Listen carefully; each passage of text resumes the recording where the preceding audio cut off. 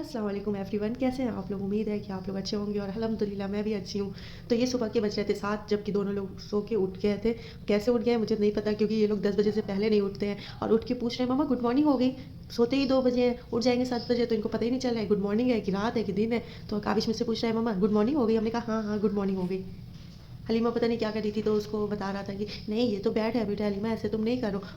हमेशा ये होता है कि काविश जैसे उठता है तो सबसे पहले मैं उससे पूछती हूँ पॉटी करोगे काविश, पॉटी करोगे। कम से कम उसके करते करते मैं 10 बार उससे तो पूछती हूँ पॉटी करोगे, इसीलिए चिढ़ के वो पैंट भी कर देता है हमें लगता है। आज सोचे थे थोड़ा पहले उठेंगे तो काम जल्दी हो जाएगा, क्योंकि वीडियो के चक्कर में काम बहुत लेट हो जाता है। लेकिन काविश अली में ऐसे टाइम से उठ गया जैसे लग रहा है कि इनको भी ब्लॉग में आना ही था 7 बजे से पूरा, कि स्टार्टिंग में नहीं आ पाए हम लोग कैसे। तो दोनों प्लानिंग करके उठ गए हैं। फिर मैंने बेड वेड सही की इन लोगों का, और मुझे लग रहा था कि हलीमा सोएगी क्योंकि उसकी नींद नहीं पूरी हुई। मुझे लग रहा है कि मैं रूम में नहीं थी, काविश उठा होगा सबसे पहले हलीमा को उठाया होगा कि अरे ये तो अकेले लेटी है, चलो इनको पहले उठाते हैं।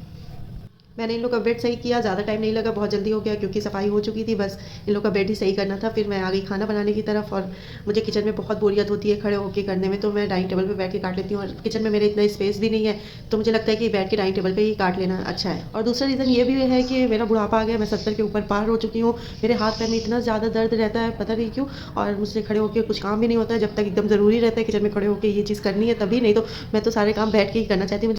सब्जी काटते काटते मुझे याद है कि यार मैंने दूध रखा है, भाग के गई तो बच गया था, नहीं तो रोज़ तो थोड़ा बहुत गिर जाता है, क्योंकि आधा काम यहाँ आधा काम वहाँ, तो फिर प्रॉब्लम हो जाती है मुझे।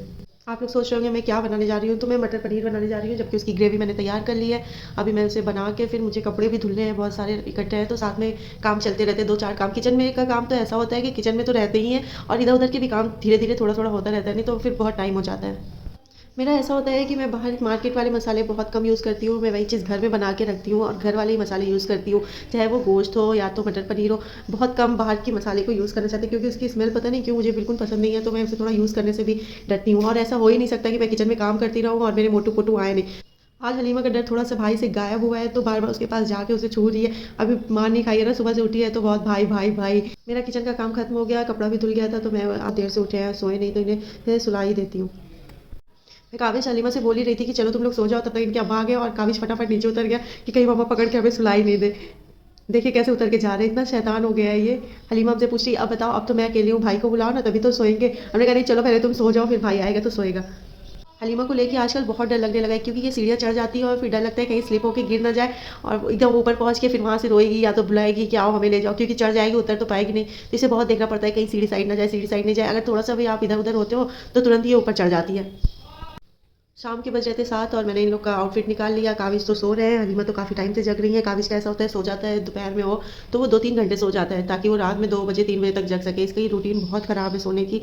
मैंने फटाफट दोनों लोग को रेडी किया, और काविश कभी ना अपनी ड्रेस पे हलीमा को देखता है जब इसे पहन के मम्मा ये तो गर्ल लग रही है। मैंने कहा ये गर्ल नहीं लग रही, ये गर्ल है, बस तुम्हारे कपड़े ये सूल करती है पहन के। तो उसके ऊपर पता नहीं क्यों लड़कों की ये ड्रेस अच्छी लगती है, तो मैं सारे काविश की ड्रेस इसको ही डाल देती हूँ। तो काविश को लगता है कि अरे मेरे में का ड्रेस पहनती है तो ये भी बॉय है, अभी पहन ना देगा तो कह रहे मम्मा ये तो गर्ल है। हमने कहा हाँ आज तुम्हें पता चला ये गर्ल है। फिर हम लोग बाहर निकले और काविश से आके गाड़ी में बैठ चुके थे। काविश हलीमा, मुझे थोड़ा सा लॉक ऑफ करना था गेट। मैं जब गाड़ी खोली तो हलीमा बैठी हुई थी मैडम जी, और काविश तो इतना खुश हो जाता है बाहर निकलते ही, बस इसकी खुशी सारी वापस आ जाती है। घर में रहेगा तो ऐसे लगेगा कि बस बहुत परेशान है बेचारा, और घर के बाहर निकलेगा तो अरे वाह घूमने जा रहे हैं या यहाँ जा रहे हैं शॉपिंग पे जा रहे हैं, ये सब बहुत अच्छा लगता है इसको। घर में रहना बस कोई ना इससे क्या है कि घर में रहो, बस दूसरे के घर में जाके रह लेगा। काविश अपने घर में नहीं रहना। शॉपिंग करी थी और मैंने जैसा सोचा था कि मैं जाऊँगी तो ऐसा वहाँ का भी ब्लॉग बनाऊंगी, बट 2 बच्चों में बिल्कुल ये इम्पॉसिबल है, कुछ नहीं हो पाता। तो मैंने 1-2 जगह कैमरा भी उठाने की कोशिश की, लेकिन नहीं हो पाता, बाहर निकले। बस यहीं पर मैं अपना ब्लॉग ख़त्म करती हूँ। मैंने हम लोग को बहुत लेट हो गया था, तो मॉल भी बंद ही हो रहे थे, जल्दी जल्दी जो समझ में आया ले लिया। अगर आपको मेरा ब्लॉग अच्छा लगा हो तो प्लीज़ लाइक करके जाइएगा, और थैंक यू सो मच देखने के लिए। आप लोग मेरा ब्लॉग देखते हैं, मुझे बहुत अच्छा लगता है कि चलो कोई तो है जो मेरी बकवास सुनने के लिए तैयार है। Thank you so much.